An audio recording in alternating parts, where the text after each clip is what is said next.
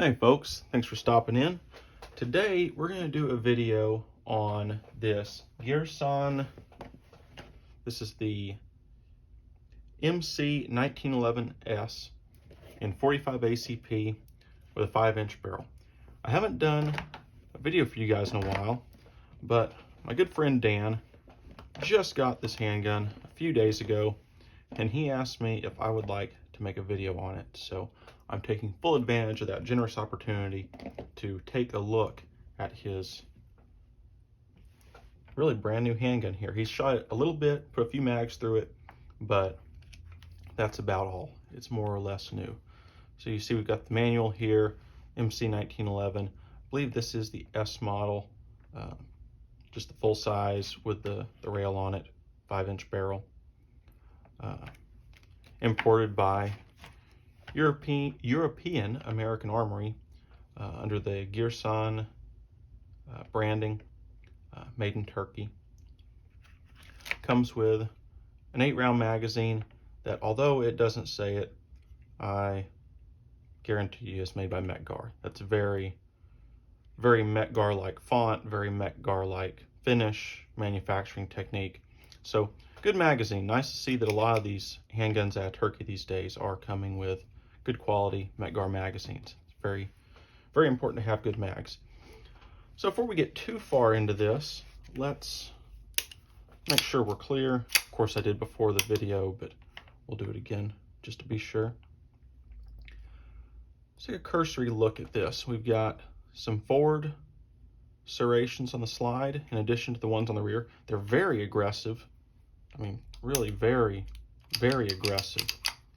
Deep serrations. I don't know if you guys can really see that from the top angle there,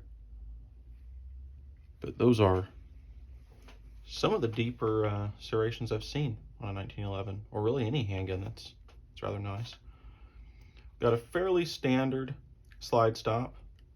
Wouldn't say there's really anything to distinguish that from just GI type. Magazine release seems fairly standard. You got the skeletonized trigger with the 3 holes in it, ambidextrous safety, commander type hammer, Novak sights, front and rear. Got that little bump on the grip safety there. Very generous beaver tail. Very generous beaver tail. Just plain 3 white dot sights, but being Novak cut, that's easy enough to change if you wanted to use something different. If it were me, I'd probably black out those rear ones and just try it like this for a while. They're not too high of profile, but they are pretty nice. Of course, you've got the rail here on the front. Looks like the grips are just plastic, black plastic. They tried to get a G10 look with that pattern, kind of like the VZ grips or some of them like that. Not sure. They look attractive though, I think. Certainly nothing wrong with that. Now let's go ahead and strip it down, see what we got going on inside of this thing, because that's mainly what I'm curious about, is seeing. Actually, let's get the box out of the way so that we can do this without impediment.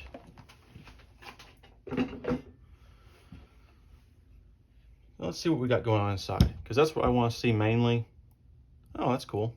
They put the little Girsan name right there on the front of the barrel bushing. Don't usually see that, at least I've never noticed it on other stuff. But I want to see what's going on inside of this, how the machine work is, general attention to detail. Now the finish on it looks to be some sort of maybe paint, I don't know. I'm assuming it's a powder coat or a gun coat or Cerakote, who knows, but some sort of black coating.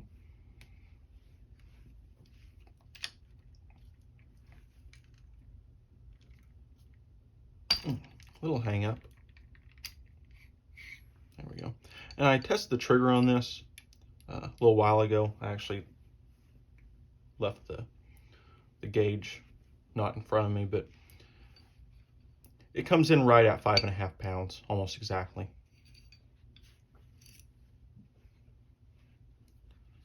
And this isn't really a field strip instructional video. I mean, you guys know how to do that. Same as any other 1911.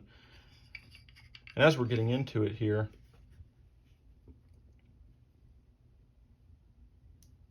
yeah, very 1911 A1 style.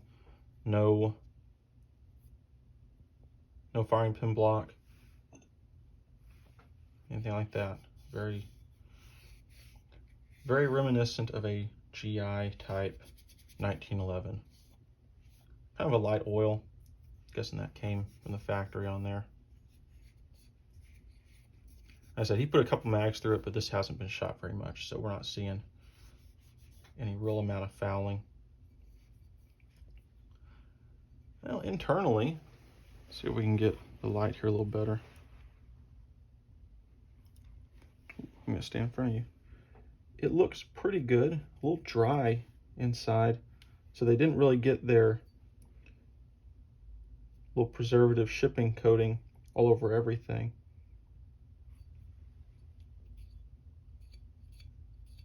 But overall, I wouldn't say that as far as the slide goes, I see anything out of the ordinary.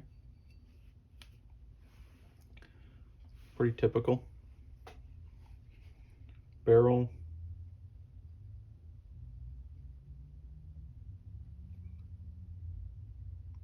Just looking at the crown here, see if I can see any defects. See a little bit of fouling.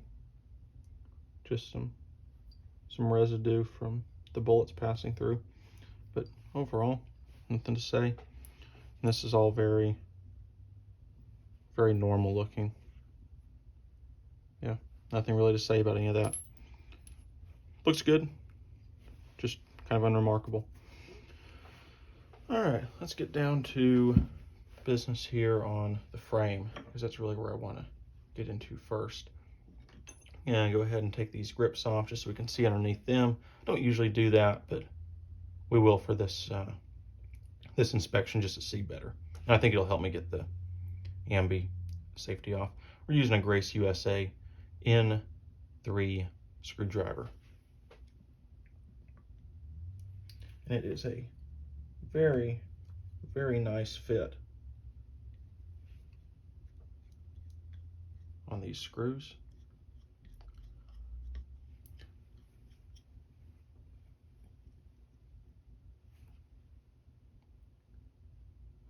They've got a little O-ring on there, I'd imagine for retention of the screws so they don't come loose by accident, which is kind of a nice feature. I don't usually see that.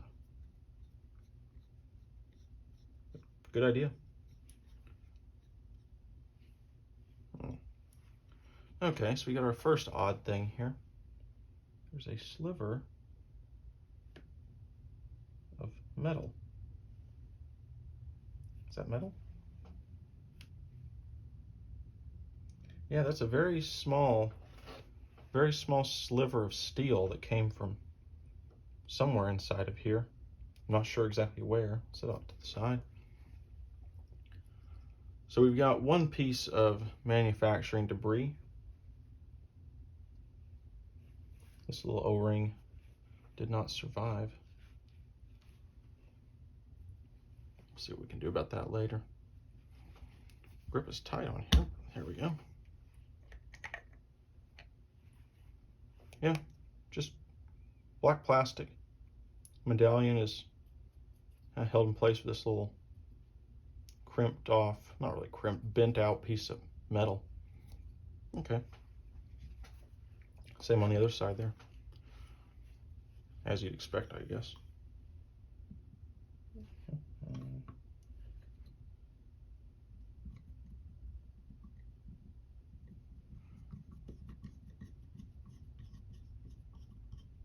I'm sure you guys are all skipping ahead in the video while I'm doing this because it is pretty boring, I'd imagine. But, oh well. I might cut it out. Probably not, though. Not very good at editing this stuff.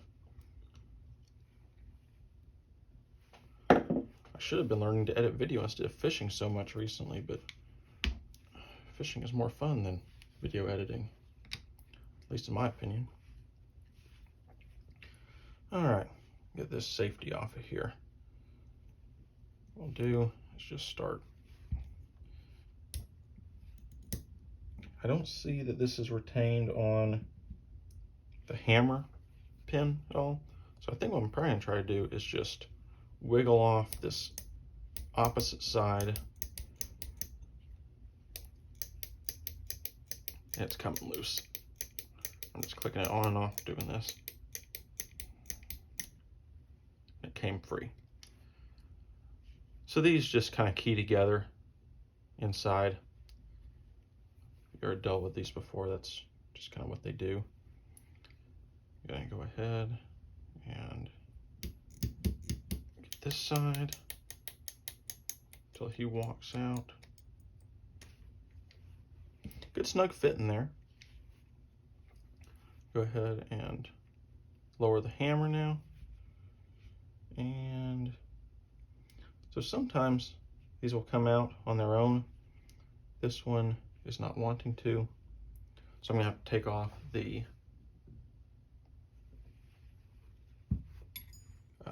mainspring housing to get into there to take a look further.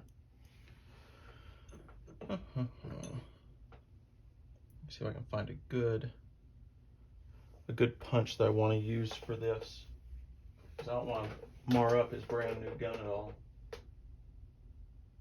And it looks like it's got a painted type coating. And I think I'll do is I'll take this stick here and see if that'll do it.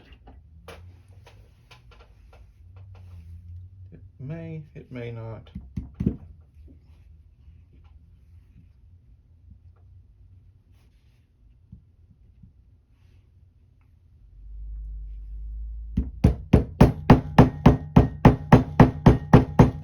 Yep, working just fine. Go ahead and push that the rest of the way through.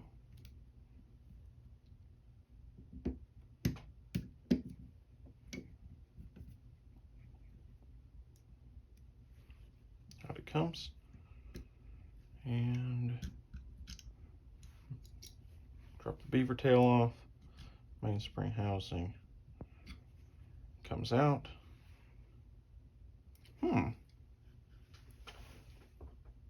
I was not expecting this. This is steel. I kind of assumed it was plastic. So, Turkey's making better 1911s than Kimber now.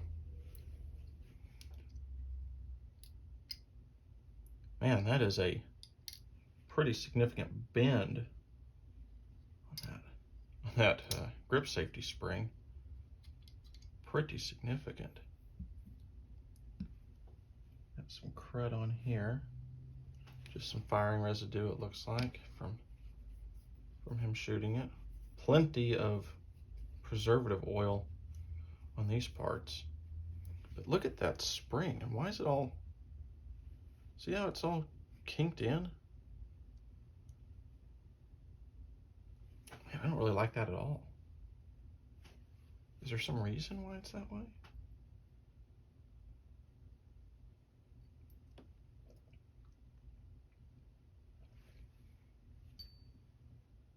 Man, that just doesn't look right at all. Okay, well, it is what it is. Seems to work, so guess we'll carry on with it. Let's see what we got going on here. I'm just gonna keep using this stick. That's working pretty well for not marring anything up.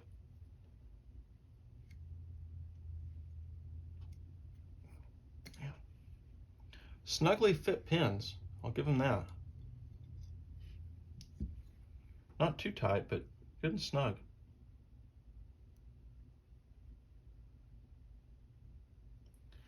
Don't see anything really remarkable about the hammer.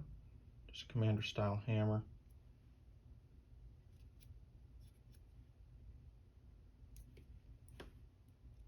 That strut is kind of crude. You can see the stamping. It's just one stamped out piece of metal with next to no finishing operations at all. Not that it really needs to be finely finished. I mean, it's an internal part that might be where that piece of metal came from, actually. Actually, just as I'm handling, I'm getting little shinies on me. So I think that's probably where that piece of metal came from, is from the hammer strut. And it's very, very loosely fit on here. That hammer, the pin in the hammer for the strut is kind of loose. Not a problem once it's together, but that's a little odd. So that's where we're getting into the stuff that's a little different than what I'm maybe used to.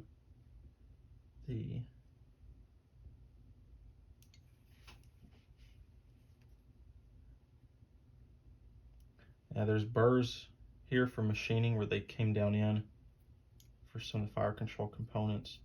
It's just not very well finished. It's catching solidly, actually, on the stick here.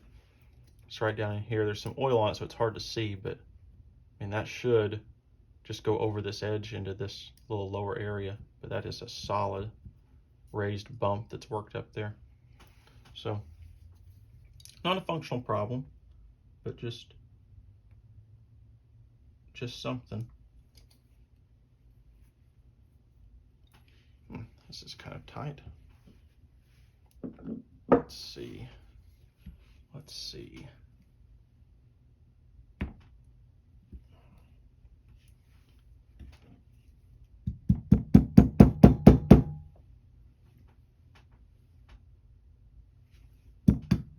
There it is. I think it might be the coating, actually, that they've applied to the frame that is causing that stickiness on the pins. I'm not sure they're actually that tight. I think they're just gummed up.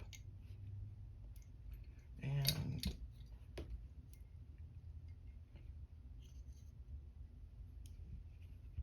your sear and disconnect.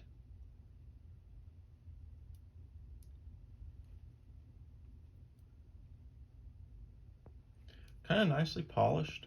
I mean, really pretty good looking. I don't find that disappointing in any way, really. Again, polished. What is that?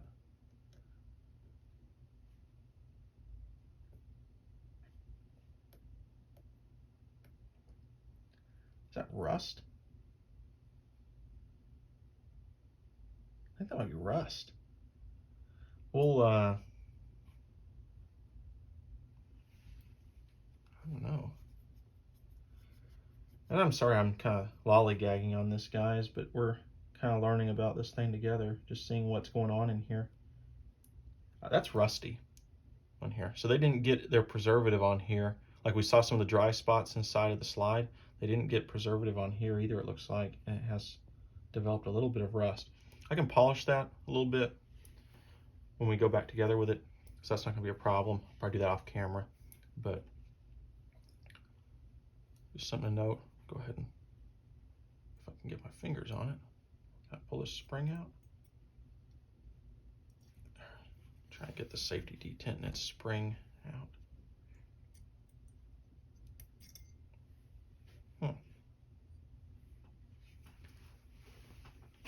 Grab some tweezers here. The detent for the safety came off of the spring on the back side. The spring has a little wider coil in the middle. I wonder if that's for retention purposes. I don't know if that's a manufacturing defect or if that's intentional. I'd have to take apart another one to really know.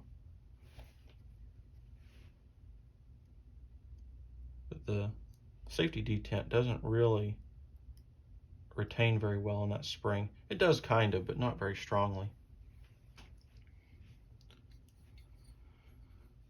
And we'll go ahead and take out the magazine release. Fairly stiff. Using a Grace USA G3 for this.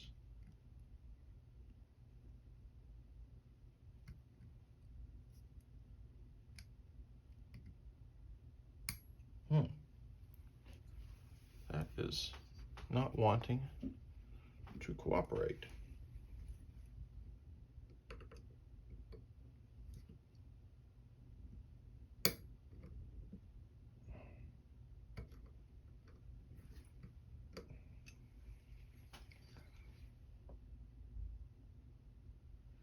I don't know, folks.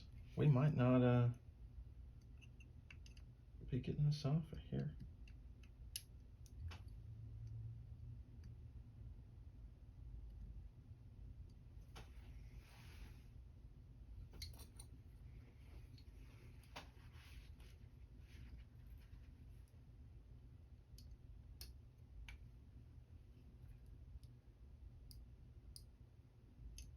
Okay, I got it. I just had to really push in hard. So I guess, and of course, the trigger falls out the back now for us. I don't think I'm going to even unload this outside the gun just because of how stiff that was. That is a very tight spring for the mag catch. Very tight. I hadn't noticed that before, but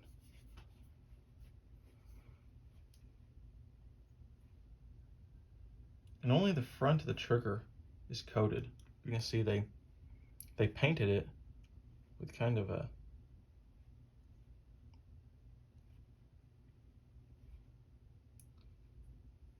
some sort of paint. I'm not really impressed with the manufacturing on this. It's fine, but you can just see that when they've done the finishing, it's kind of rounded off on the edges. It gives it sort of a cheap appearance. And I think the way they've also staked it here, it just has kind of a distorted look about it.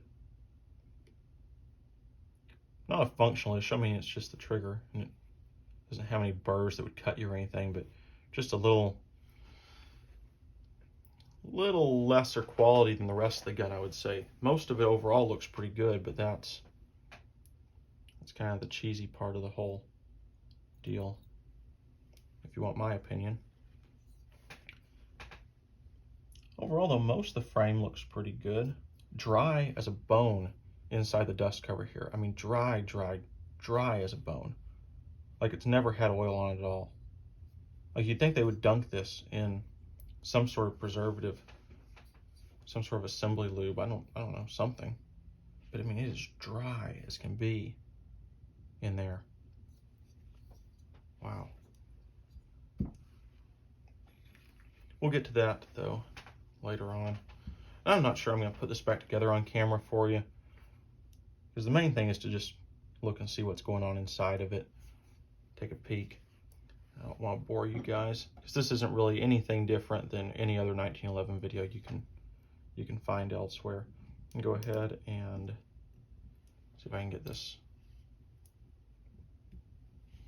retainer plate off. Come off very nicely. Good fit though, not too loose or anything. I don't see any real indication of manufacturing technique on here, like any imprints for metal injection molding or anything like that. And same with the other small parts here. I don't really see much indication of how they were made. This is metal injection molded though, the disconnect, I can see that. But on the others, I'm assuming they're metal injection molded, but it's just not really obvious.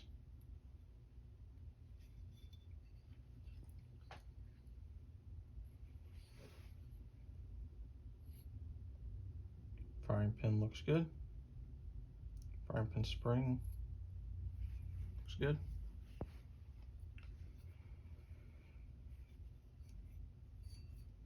And let's see if I can get the extractor out of here.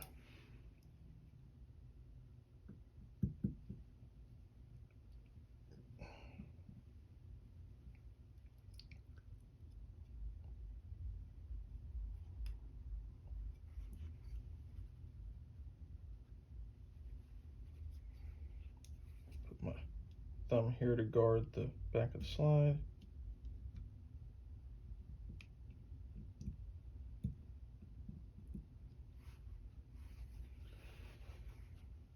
I'm trying not to scratch anything up.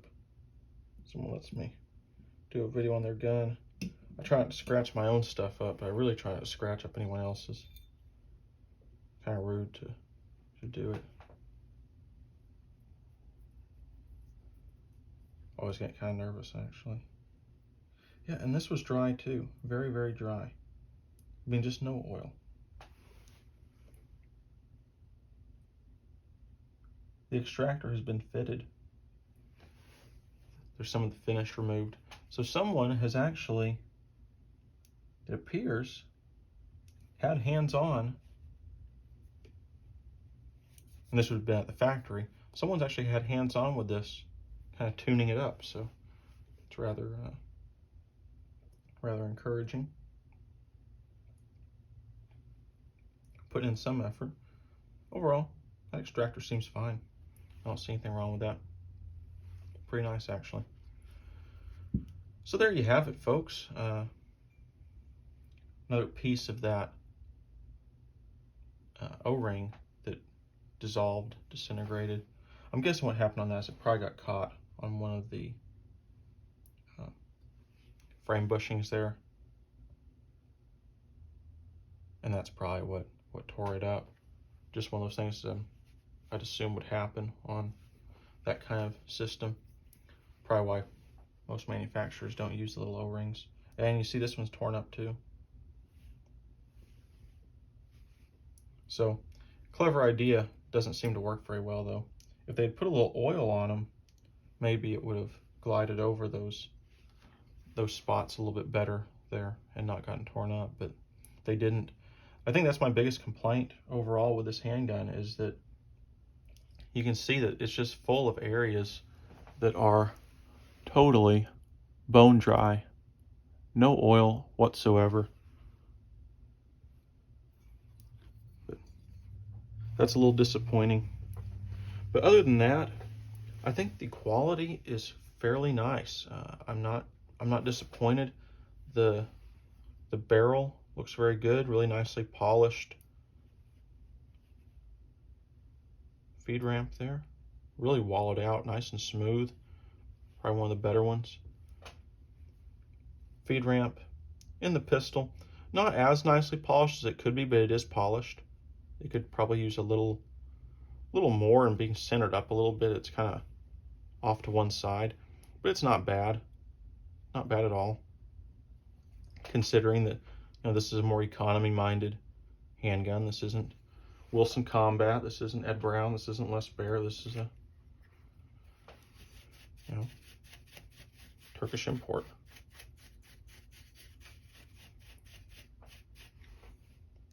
Yeah, a little bit of residue in there from him shooting it, but overall, we found a little bit of debris from manufacturing. A lot of dry metal that needs to be lubricated, which I'll do once we shut off the video.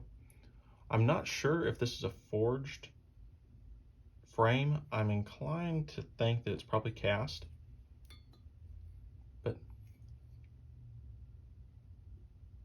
it isn't immediately obvious to me, but I believe it's a casting. Just kind of getting that casting vibe off of it. Overall, I think it's a fairly nice handgun for the price point they're at. Certainly there's certain parts of it that, maybe change the trigger out to something a little nicer. I'm not sure if this is aluminum or if it's steel. I don't really have a magnet handy, but I think this trigger might be aluminum. But it just looks a little cheesy, feels a little cheesy, but that's not a big deal to change that out. Overall, pretty nice features. I like that they went with a steel mainspring housing. I mean, even Kimber's not doing that these days, so pretty cool that you get that on a more budget-friendly option. But the machine work on the slide is very good. Barrels, very good. The small parts overall, very good. A little bit of rust on that disconnect. Not too pleased with that. this is funky. That really, really sharp inward bend. I'm going to pay more attention to that when I go put it back together, but you can see that just as it flexes, it kind of comes in strangely. Really strange. But overall, pretty interesting handgun. Pretty nice quality, better than I was expecting. I didn't know what was going to be in here. I think it's a very good value for what you give for one of these. Not bad at all. So thanks for watching, folks. If you enjoy these kind of in-depth looks into different stuff, go ahead and subscribe, hit the like button, turn on notifications. If you have any questions about this handgun or something else, go ahead and leave it in the comments, and I'll check you guys out on the next video. Thanks for watching.